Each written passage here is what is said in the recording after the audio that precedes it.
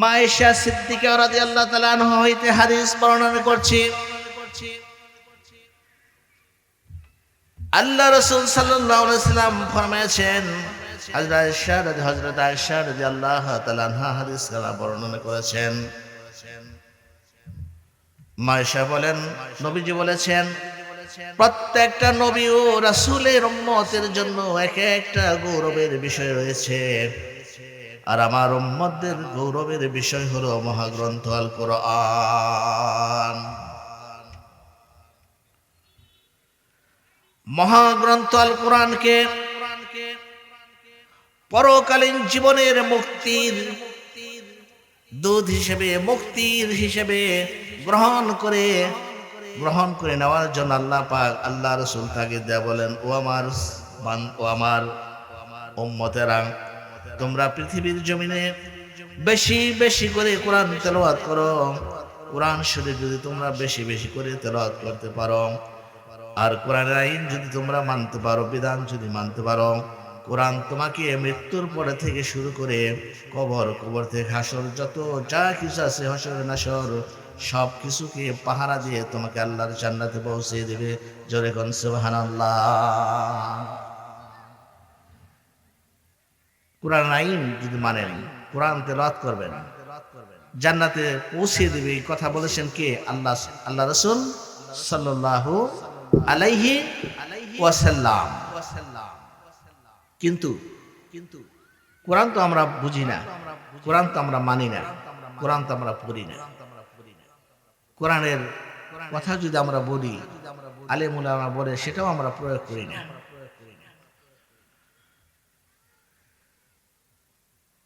আল্লাহ সুবহানাহু ওয়া তাআলা বলেন, আলিফ লাম রা কিতাবুন আনজালনাহু ইলাইকা লিতুখরিজান নাসা মিনাজ যুলুমাতি ইলান নূর। জোরে করো আল্লাহু আকবার। আল্লাহ পাক বলেন, ও আমার হাবিব, ও আমার নবী, আমি আল্লাহ সুবহানাহু ওয়া তাআলা আপনার উপর এমন একটা কোরআন নাজিল করেছি, এমন একটা কিতাব নাজিল করেছি, আমার পয়গম্বর এই কিতাব আপনি পড়বেন, আর আমার পৃথিবীর জমিনে আমার বান্দাগুলো যে ওই অন্ধকারের রাস্তার দিকে চলে যাবে, জাহান্নামের রাস্তার দিকে চলবে, আপনি কোরআন শরীফ তেলাওয়াত করবেন, আর আমার বান্দাদেরকে ধরে ধরে আপনি আলিফ লাম রা কিতাবুন আনজালনাহু ইলাইকা লিতুখরিজান নাসা মিনাস যুলুমাতি ইলান নূর, আপনি ওদেরকে ধরে ধরে ওই জাহান্নামের রাস্তা, অন্ধকারের রাস্তা থেকে আপনি হিদায়াতের রাস্তা তথা জান্নাতের রাস্তার দিকে পৌঁছে দেবেন। জোরে কোন সুবহানাল্লাহ। এই জন্য এই কোরআন আল্লাহ পাক নাজিল করেছেন। কিন্তু কোরআন তো আমাদের কাছে ভালো লাগে না।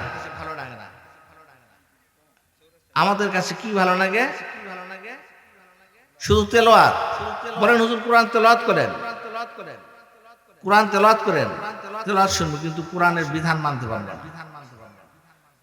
আহা, ইমাম সাহেব যখন নামাজের মধ্যে দাঁড়িয়ে পড়ে, আলহামদুলিল্লাহি রাব্বিল আলামিন আর-রহমানির রহিম,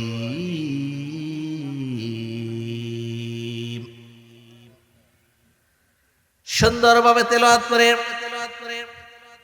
তেলাওয়াত শুনলাম, আলহামদুলিল্লাহি রাব্বিল আলামিন, এতটুকু শুনলাম, কিন্তু এর মর্ম বুঝলাম না, অর্থ বুঝতে পারলাম না। কপাল পোড়া আমরা সকলেই আমাদের ছোট্ট ছোট্ট ছেলে মেয়েদেরকে যখন আমরা স্কুল এবং যখন স্কুল এবং মাদ্রাসায় ভর্তি করে দেই, যখন পড়ানো হয় একটা শব্দ, এর অর্থ পড়ানো হয়, ঠিক কিনা? পড়ানো হয় না? পড়ানো হয় না? ছোট্ট ছোট্ট ছেলে মেয়েগুলো আমরা মাদ্রাসায় ভর্তি করে দিয়েছি, স্কুলে ভর্তি করে দিয়েছি, মাস্টার পড়ায়, সমস্ত বইগুলো যখন পড়ায়, সমস্ত ওয়ার্ডগুলির অর্থ পড়ে শোনানো হয়। কিন্তু কপাল পোড়া হচ্ছে, আমরা কোরআন শরীফ তেলাওয়াত করলাম, কিন্তু কোরআনের অর্থ বোঝার জন্য আমরা কখনো চেষ্টা করি না। ইমাম সাহেব বলছে আলহামদুলিল্লাহি রাব্বিল আলামিন। অর্থটা কি? সমস্ত প্রশংসা হচ্ছেন সেই রব্বুল আলামিনের জন্য। সমস্ত প্রশংসা কার? একটু চিল্লায়ে বলেন ভাই। সমস্ত প্রশংসা কার? আল্লাহ সুবহানাহু ওয়া তাআলা। আলহামদুলিল্লাহি রাব্বিল আলামিন। তিনি সমস্ত প্রশংসা হচ্ছে সে রব্বুল আলামিনের জন্য। আর রহমানির রহিম, তিনি হচ্ছেন দয়াময়, পরম দয়ালু, পরম দয়ালু। সেজন্য আমরা যারা কোরআন পড়তে পারি, বাংলাও পড়তে পারি, বাংলায় এখন অনেক কোরআন পাওয়া যায়, পড়বেন, অর্থ সহকারে পড়বেন। আমরা যদি কোরআনটা বুঝি, পড়ি, তবে আমাদের মধ্যে মুনাফিকও থাকে না, আমাদের মধ্যে কোনো ভুল ভ্রান্তি থাকে না। মুনাফিক যারা, তাদের স্থান সুতা হবে কোথায়? জাহান্নামের মধ্যে। কে বলেছেন? আল্লাহ সুবহানাহু ওয়া তাআলা। আল্লাহ সুবহানাহু ওয়া তাআলা বলেছেন মুনাফিকদের স্থান হলো সোজা জাহান্নাম, সোজা জাহান্নাম। ইন্নাল মুনাফিকিনা ফিদ দারকিল আসফালি মিনান নার, সোজা জাহান্নামের মধ্যে। ওয়ালান তাজিদা লাহুম নাসীরা, আর সেদিন তাদের কোনো সাহায্যকারী থাকবে না। মুনাফিকদের লক্ষণ কি? এক নম্বরে তারা কি করে? মুখে বলে একটা, কাজে করে একটা। আমি এই জগতের, এই জামানার মুনাফিকের দৃষ্টান্ত দিতে চাই না। হযরতে ঈসা আলাইহিস সালাতু সালামের জামানায় আল্লাহর পয়গম্বর ঈসা আলাইহিস সালাতু সালাম রাস্তাটা চলে যাচ্ছে, দেখে একটা বিষাক্ত সাপকে একজন সাপুরি জাদুকর ধরার জন্য শতভাগ চেষ্টা করতেছে, একটা সাপকে ধরার জন্য। কিন্তু সাপ, তিনি তার সর্বাত্মক শক্তি নিয়ে বসে আছেন, ধরতে পারতেছে না। তিনি যা মন্ত্র জানেন, ওই মন্ত্রে কাজ হয় না। আল্লাহর পয়গম্বর সেখান থেকে যাচ্ছে, সাপের জবান আল্লাহ খুলে দিয়েছেন। সাপ বলতেছে, ও আল্লাহর পয়গম্বর ঈসা, তুমি লোকটাকে সতর্ক করে দাও, আমি কিন্তু বারবার তাকে সুযোগ দিচ্ছি, আমি যদি ইচ্ছে করি তাহলে যে কোনো সময় সবল দিয়ে আমি দুনিয়ার জমি থেকে উঠাই দিতে পারি, সুতরাং আমি সুযোগ দিচ্ছি, তুমি তাকে বলে দাও। হযরতে ঈসা আলাইহিস সালাতু সালাম জবাব না দিয়ে চলে গেলেন। কিন্তু তিনি মুনাফিক। মুনাফিকদের লক্ষণ হলো মানুষের সাথে বলবে একটা, করবে আরেকটা। সাপের সাথে হাঙ্গামা করে, দাঙ্গামা করে যখন সাপকে তার বসাতে পারে নাই, তখন তিনি বিনয়ের সাথে বলতেছেন, ও সাপ, কথা দিলাম তোমার যে সুন্দর চেহারা, যে দেখতে সুন্দর, যে সৌন্দর্য তোমার সাথে আমি কথা দিলাম, তুমি যদি আমার হাতে আসো আর আমার থলির মধ্যে যদি তুমি বসে যাও, কিছুক্ষণ রাখার পর আমি আবার তোমাকে আমার থলি থেকে বের করে দেব। আমার শুধু একটা চাওয়া, একটা পাওয়া, তুমি দেখতে কত সুন্দর, আমি তোমাকে একটা হাত দিয়ে তোমার এই সুন্দর চেহারাটা দেখবো, আর আমার থলির মধ্যে রাইখে আমি তোমাকে একটু ঘন্টা দেড়েক আমার ঝুলির মধ্যে রাইখে আমি তোমাকে নিয়ে হাঁটবো, বেড়াবো।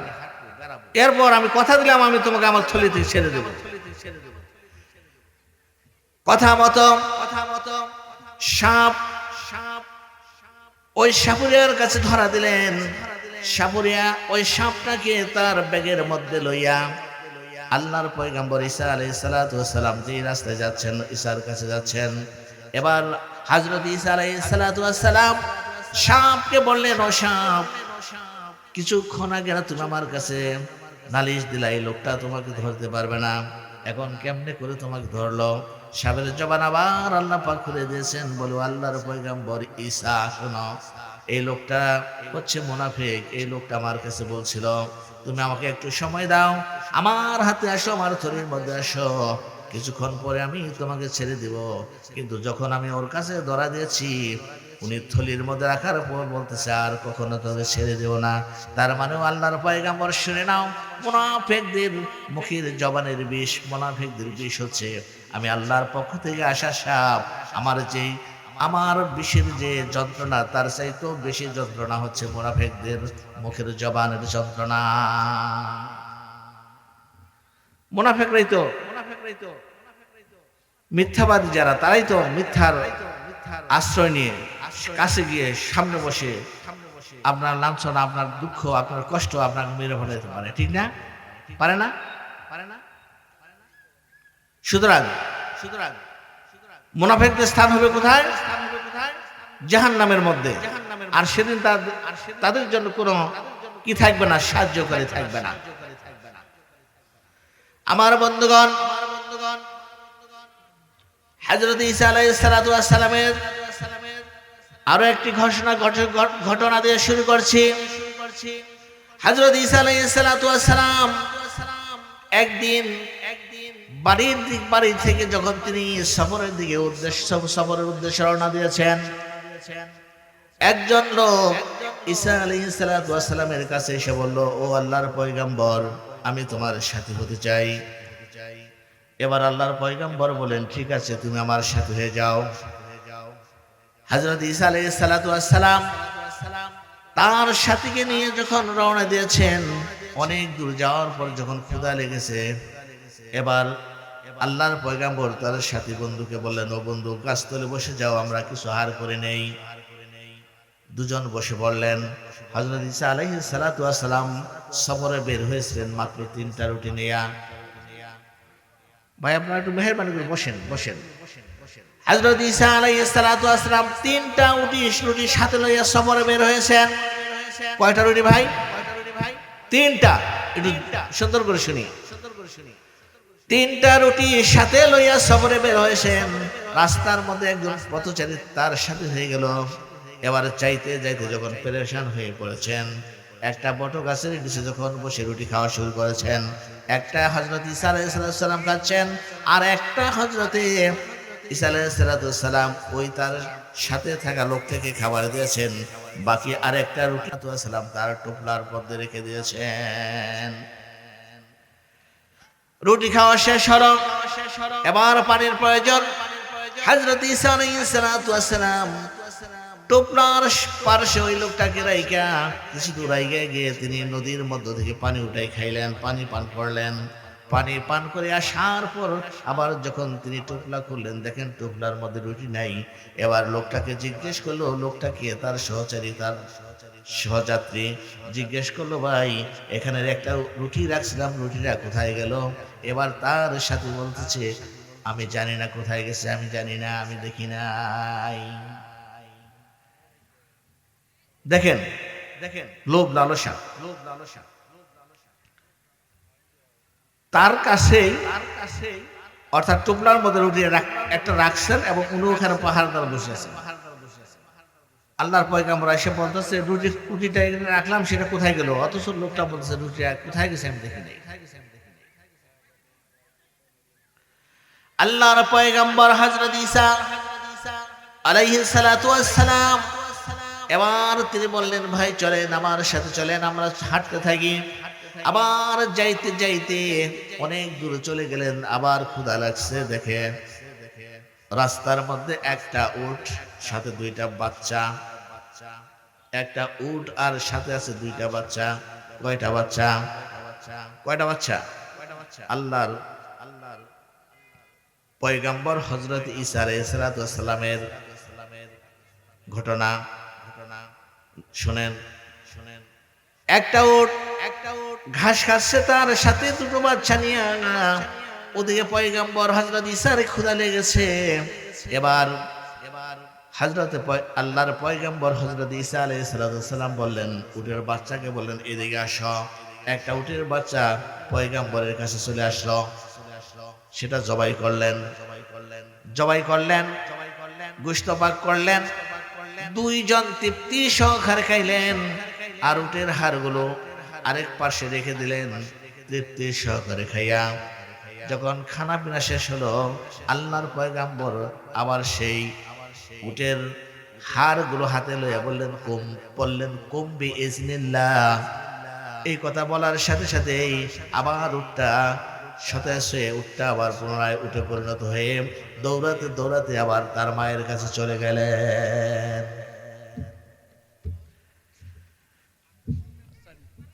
অর্থাৎ জীবন্ত উট জবাই করে পাক করে খাইলেন। খাওয়ার পরে উটের যে হাড়গুলা ছিল ওইগুলো একত্র করে বললেন বিইজনিল্লাহ, আল্লাহর অর্ডার, আবার তুমি পুনরায় উটে পরিণত হয়ে যাও। উটটা আবার পুনরায় পরিণত হয়ে গেল। খানা পিনা শেষ করে উটটা আবার ভালো হয়ে গেল। উটটা দৌড়ে আবার মায়ের কাছে গেল। আল্লাহর পয়গম্বর হযরত ঈসা আলাইহিস সালাম বলতেছে, ভাই এই যে একটা অলৌকিক ঘটনা দেখলেন সচক্ষে, এবার আপনি বলেন তো দেখি আসলে আমার সেই রুটিটা কোথায়, আমার রুটিটা কে খেয়েছে, একটু বলেন। এবারও আল্লাহর পয়গম্বর হযরত ঈসা আলাইহিস সালামের কাছে ওই লোকটা বলতেছে, আল্লাহর পয়গম্বর আপনার রুটি কোথায় গেছে আমি জানি না, কে খেয়েছে আমি জানি না। আল্লাহর পয়গম্বর হযরত ঈসা আলাইহিস সালাম লোকটাকে সাথে লইয়া আবার রওনা দিলেন। যাইতে যাইতে অনেক দূর চলে গেলেন। অনেক দূর চলে যাওয়ার পর কিছু মাটি কিছু বালি তিনি সংগ্রহ করলেন, একত্র করে তিনি হাতের মধ্যে নিয়ে ফু দিলেন। সাথে সাথেই বালি আর ওই মাটিগুলো স্বর্ণতে পরিণত হয়ে গেল। বালি আর কি মাটি এগুলো একত্র করে ফু দিছে। কে ফু দিছেন? আল্লাহর পয়গম্বর হযরত ঈসা আলাইহিস সালাম। সাথে সাথে স্বর্ণে পরিণত হয়ে গেছে। যখন স্বর্ণতে পরিণত হলো, আল্লাহর পয়গম্বর স্বর্ণগুলো তিনটা শ্রেণীতে ভাগ করলেন। একটা ভাগ হলো হযরতে ঈসা আলাইহিস সালামের, আর একটা ভাগ হলো তার সাথে থাকা ওই লোকটার, আর একটা ভাগ রেখে দিলেন।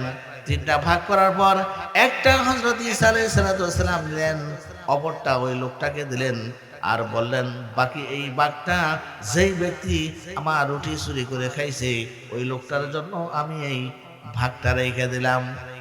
এই কথা যখন বলেছে, লোকটার সাথে সাথে বলতেছে, আল্লাহর পয়গম্বর ওই আপনার রেখে যাওয়া রুটিটা আমি তো চুরি করে খাইছিলাম। বুঝতে পারছেন? হ্যাঁ, কো আল্লাহর পয়গম্বর আপনার যে রুটিটা রাখছিলেন সেই রুটি আমি খেয়েছিলাম।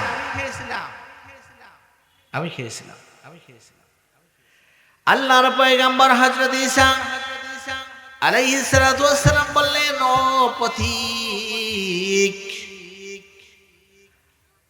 এই যে স্বর্ণ তিনটা ভাগ, তিনটা ভাগে আমি আপনাকে দিয়ে দিলাম, আপনি নিয়ে যান, জনমের মতো খান, ধনী হন, টাকা পয়সার বাড়ি গাড়ি করুন, সব স্বর্ণ আমি আপনাকে দিয়ে গেলাম, আমার আর লাগবে না, সমস্ত স্বর্ণ দিয়ে গেলাম। আল্লাহর পয়গম্বর এই বলে চলে গেলেন। লোকটা স্বর্ণের মালিক হয়ে গেলেন। রাস্তা দিয়ে হেঁটে যাচ্ছেন, হঠাৎ করে দুইজন যুবক সামনে তরবারি নিয়ে দাঁড়াচ্ছে। ও আল্লাহর গোলাম, কি আছে তোমার কাছে, তুমি আমাকে দিয়ে যাও। এবার লোকটা বলতেছে, ভাই আমার কাছে প্রায় কেজি 2 স্বর্ণ আছে, আমাকে তোমরা মেরো না, আসো, এই স্বর্ণগুলো যদি আমরা 3টা লোকে ভাগ করে নেই তবেও তো আমাদের জীবন চলবে, সুতরাং আমাকে তোমরা মাইরো না, স্বর্ণগুলো আমরা 3 জনে ভাগ করে নেব।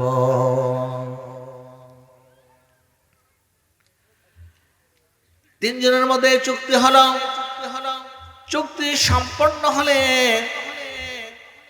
দুইজন লোক বলতেছে, ভাই এবার তো চুক্তি সম্পন্ন হলো, আমাদের ক্ষুধা লেগেছে, এবার একজনকে পাঠিয়ে দিলেন বাজারে খানার জন্য, আর 2 জন স্বর্ণ নিয়ে বসে আছে। এবার যেই ব্যক্তি খানার জন্য গেছেন তিনি রাস্তাতে যায় আর একাই চিন্তা করে, সুযোগ একটা পাইছি, বাজার থেকে রুটি লইয়া তরকারি লইয়া এর মধ্যে বিষ মিশ্রিত কইরা দুটাকেই মাইরা ফেলবো, জনমের মতো স্বর্ণ থেকে সরিয়ে দিব, স্বর্ণ যাতে দিতে না পারে দুটাকেই আমি মেরে ফেলে সমস্ত স্বর্ণগুলো আমি আমার কবজির মধ্যে নিয়ে নেব।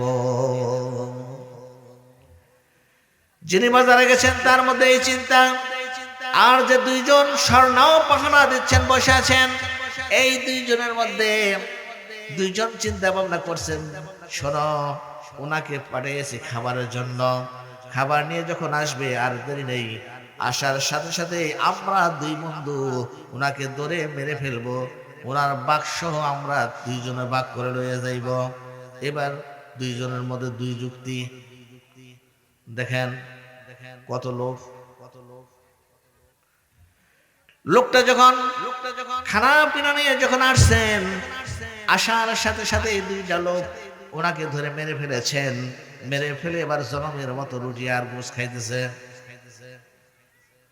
খাইতে খাইতে এমন খাওয়া খাইছে যে দুটাই 20 রুটি আর গোস্ত খাইছে, খানার সাথে সাথে দুটাই মরে পুটকি হয়ে গেছে, মানে দুটাই মরে লাল হয়ে গেছে, চাপটা হয়ে গেছে। এবার কার স্বর্ণ কে নাই? তিনটা লাশ ওইখানে পড়ে আছে, তিনটা লাশ ওইখানে পড়ে আছে, স্বর্ণ পড়ে আছে। আল্লাহর পয়গম্বর হযরতে ঈসা আলাইহিস সালাতু ওয়াস সালাম আবার ওই রাস্তা দিয়ে আসতেছেন, দেখেন স্বর্ণ পড়ে আছে, তিনটা মানুষ মৃত্যুবরণ করে আছে। এবার আল্লাহর পয়গম্বর হযরত ঈসা আলাইহিস সালাতু ওয়াস সালাম বললেন, এই যদি হয় দুনিয়ার পরিণতি, এই যদি হয় লোভ লালসার পরিণতি, ও দুনিয়ার মানুষেরা তোমরা লোভ করো না, তোমরা লালসা করো না। পৃথিবীর জমিনে যত মানুষকে আল্লাহ পাক টাকা পয়সা দিয়েছে, ধন দৌলত দিয়েছে, গাড়ি বাড়ি দিয়েছে, তোমরা লোভ করো না, কারণ লোভে অতিরিক্ত লোভে পাপ, পাপে মৃত্যু, ঠিক কিনা? পাপে মৃত্যু, তাই না? আমার বাংলাদেশের মধ্যে, আমার ভাই বন্ধুগণ, আমার বাংলাদেশের মধ্যে ঠিক 90 নয় 100% মধ্যে হয়তো বা 99% লোকই লোভী, ঠিক কিনা? সব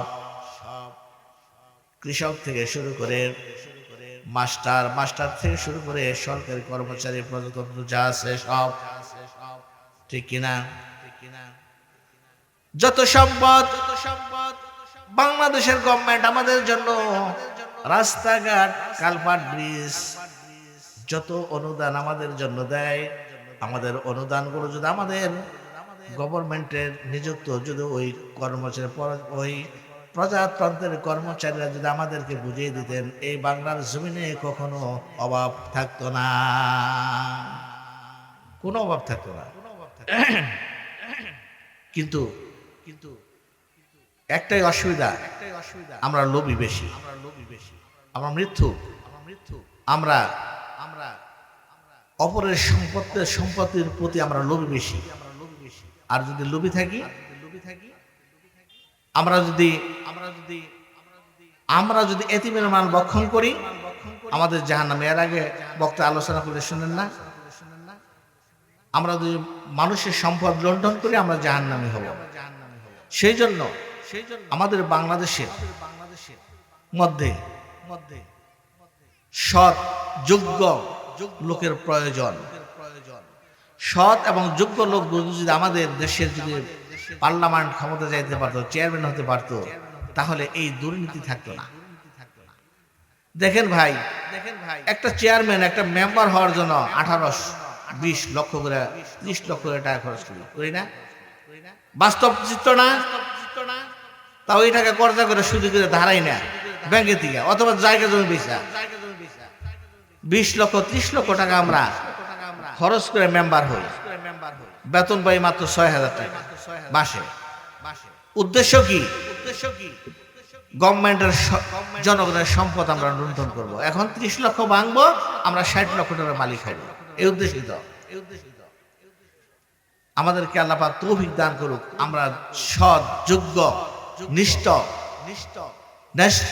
সৎ ও যোগ্য মানুষদেরকে আমরা ভোট প্রদান করে আমরা ক্ষমতায় দেবো ইনশাআল্লাহ। আমরা পারবো তো? আমরা যদি সৎ মানুষদেরকে যদি আমরা ক্ষমতায় দিতে পারি, আমরা সেই উমরের জামানার মতো সেই আবু বকরের জামানার মতো আমরা সুন্দরভাবে জীবন যাপন করতে পারবো। দেখেন না হযরত ওমর রাদিয়াল্লাহু তাআলা আনহু, ঠিক না? রাসূলের খলিফা, অর্ধেকটা পৃথিবীর প্রেসিডেন্ট হযরত ওমর, অর্ধেকটা পৃথিবীর প্রেসিডেন্ট হযরত ওমর রাদিয়াল্লাহু তাআলা আনহু প্রতিদিন প্রজাদের অবস্থা সচক্ষে দেখার জন্য তিনি প্রতিদিন রাত্রিবেলায় তিনি ঘর থেকে বের হয়ে গেতেন একাই রাত্রিতে, সিকিউরিটি থাকে না। আর আমাদের সিকিউরিটি কি 80 কোটি টাকার গাড়ি, বুলেট প্রুফ, গুলি ফিরবো। রাত্রিবেলা একাই প্রজাদের অবস্থা সচক্ষে দেখার জন্য ঘুরে ঘুরে বেড়ান। একদিন গভীর রাত্রে তিনি বের হয়েছেন, পাহাড়ের পদদেশ দিয়ে তিনি হাঁটতেছেন গভীর রাত্রে, অন্ধকার রাত। চেয়ে দেখে বহু দূরে একটা মিটমিট করে একটা বাতি জ্বলছে। হযরত ওমর সেখানে গিয়ে পৌঁছলেন, গিয়ে দেখেন দুটা বাচ্চা চিৎকার করছে আর তার মা হাড়িতে যেন কি রান্না পাক করছে। হযরত ওমর কাছে গেলেন, কাছে গিয়ে বললেন, ও মহিলা, তুমি এত নিষ্ঠুর কেন? তুমি কি সকালে সকালে খানা বানাইতে পারলা না, রান্না করতে পারলা না? তবেই তো বাচ্চা দুটো খেয়ে ঘুমিয়ে যেত, কান্নাকাটি করতো না। এবার মহিলা জবাব দেয়, ও পথিক, ও পথিক গো, আপনি কি? আপনারে আমি চিনি না। আমরা কিন্তু এই মদিনার লোক নই, আমরা হইলাম মদিনার বাহিরের লোক। মদিনা এসেছি মদিনার সরকারের কাছে কিছু সাহায্য পাবো আশায়। মদিনায় এসেছি মদিনার সরকারের কাছে কিছু সাহায্য পাবো আশায়।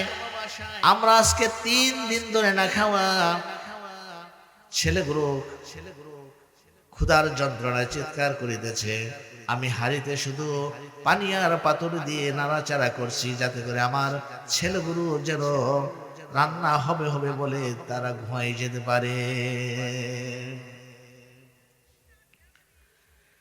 এই দৃশ্য দেখার পর হযরত ওমর রাদিয়াল্লাহু তাআলা আনহুর পায়ের নিচ থেকে যেন মাটি খসে যাচ্ছে।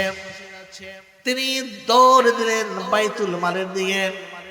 তিনি দৌড়িয়ে গিয়ে পৌঁছলেন, বৃদ্ধ আসলামকে ডাক দিয়ে বলেন, ও আসলাম, তাড়াতাড়ি ঘুম থেকে ওঠো, বাইতুল মালের বস্তা নিয়ে এসো, চাবি নিয়ে আসো, আটা ঢুকাও, পেঁয়াজ ঢুকাও, রসুন ঢুকাও। সব কিছু ঢুকানো হলো। এবার বলতেছে, আসলাম, এবার বস্তাটা তুমি আমার মাথায় আমার কাঁধে উঠিয়ে দাও। আসলাম বলতেছেন, জাহাপনা, এই বস্তা বহন করার দায়িত্ব হলো আমার, আমি খাদেম উপস্থিত আছি, আপনি নেবেন কেন? হযরত ওমর বলে, ও আসলাম, যে দৃশ্য আমি নিজ চোখে দেখে এসেছি, কিয়ামতের ময়দানে আল্লাহ পাক তোমাকে আসামি বানাবেন, আমাকে আসামির কাতারে দাঁড় করাবে। কাজে আমার দায়িত্ব, আমার বস্তাটা তুমি আমার মাথায় উঠিয়ে দাও। 18 বস্তা মাথায় নিয়ে অর্ধেকটা পৃথিবীর প্রেসিডেন্ট, আমিরুল মুমিনিন, খলিফাতুল মুসলিমিন হযরত ওমর রাদিয়াল্লাহু তাআলা আনহু মহিলার কাছে গিয়ে পৌঁছলেন। আটার বস্তা খুলে দিলেন, চাউল বের করে দিলেন, আটা বের করে দিলেন, সবজি তরকারি সব কিছু বের করে দিলেন। মহিলা বসে বসে রুটি বানাচ্ছেন। আর হযরত ওমর রাদিয়াল্লাহু তাআলা আনহু হাঁটুর মধ্যে দুটো ছেলেকে বসিয়ে তিনি তরকারি দিয়ে ছেলে দুটোকে রুটি খাওয়াচ্ছেন। আর বলতেছেন, মা গো মা, তুমিও খানা খাও, তুমিও 3 দিন ধরে না খাওয়া, মেহরবানি করে তুমিও খানা খাও। মহিলা খানা খাচ্ছে আর চোখের পানি ছেড়ে দিয়ে বলছে, ও পথিক, ও পথিক গো, ও পথিক, আমি জানি না আপনি কে, আমি চিনি না আপনি কে, তবে আমার মন বলছে এই মদিনার সরকার, আমিরুল মুমিনিন, খলিফাতুল মুসলিমিন হযরত ওমর না হইয়া আপনার মতো লোক হইলে বোধহয় আরো বেশি ভালো হতো। হযরত ওমর রাদিয়াল্লাহু তাআলা আনহু সেখানে তার পরিচয় দিলেন না, পরিচয় গোপন রেখে তিনি বললেন, মা তুমি আগামীকাল খলিফার দরবারে চলে আসো। পরের দিন মহিলা ছেলে দুটোকে কোলে করে নিয়ে যখন বাদশার দরবার পৌঁছেছে, আমিরুল মুমিনিন খলিফাতুল মুসলিমিনের দরবারে যখন গিয়ে পৌঁছেছে, যে বলছে দেখে কি আশ্চর্য ঘটনা, রাতে যিনি কাঁধে করে খাদ্য বহন করে নিয়ে গিয়েছিলেন, রাতে যিনি বসে বসে রুটি খাওয়াচ্ছিলেন, তিনি তো হচ্ছেন আমিরুল মুমিনিন। খলিফা মহিলা ভয় পেয়ে গেছে, ভয়ে কাঁপতে কাঁপতে আমিরুল মুমিনিন খলিফাতুল মুসলিমিন হযরত ওমর রাদিয়াল্লাহু তাআলা আনহুর পার্শ্বে গিয়ে করজোর অনুরোধ করছে, করজোর অনুরোধ করে বলছে, যাব না, রাত্রে আপনি আমার জন্য কষ্ট করে যে খাদ্য বহন করে নিয়ে গিয়েছিলেন, সেই জন্য আমি বিনীতভাবে আপনাদের কাছে ক্ষমা প্রার্থনা করছি। হযরত ওমর ডাক দিয়ে কয়, ও মহিলা, উল্টা দোয়া করো না, উল্টা মাপ চেয়ে না। তুমি বলার পূর্বে আমি ওমর খোঁজ নিয়ে যে তোমার বাড়িতে আমি খাদ্য পৌঁছে দিতে পারি নাই, এই জন্য কিয়ামতের জমিনে ওমরকে আল্লাহর আসামির কাঠগড়ায় দাঁড় করায় না।